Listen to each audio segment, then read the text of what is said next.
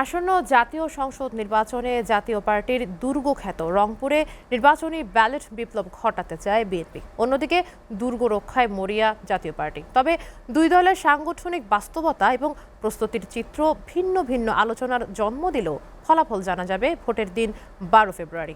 রংপুর থেকে তানভীর আহমেদের ক্যামেরায় আশিকুর রহমান ডিফেন্সের প্রতিবেদন।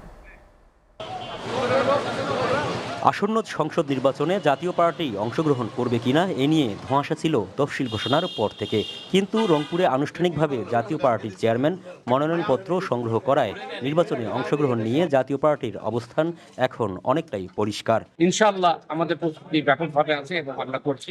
অনেক কথাই বলে, যেমন বিএনপি বলছে যে রংপুরে জাতীয় পার্টিকে বিতাড়িত করবে। এদিকে নিজেদের শক্ত অবস্থান ধরে রাখতে জোর প্রস্তুতি নিয়েছে জাতীয় পার্টি।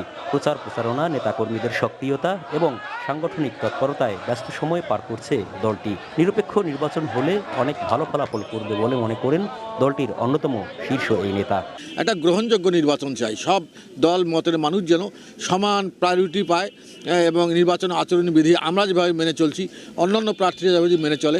এদিকে নির্বাচন যত ঘনিয়ে আসছে ততই বাড়ছে রাজনৈতিক হিসাব নিকাশ, উত্তেজনা আর কৌশল।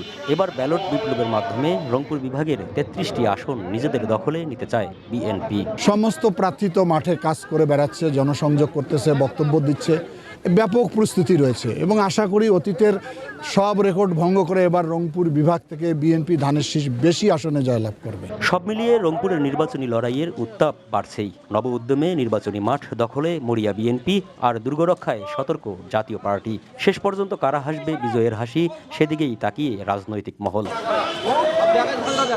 Ashikur Rahman defence, SA TV, Rangpur.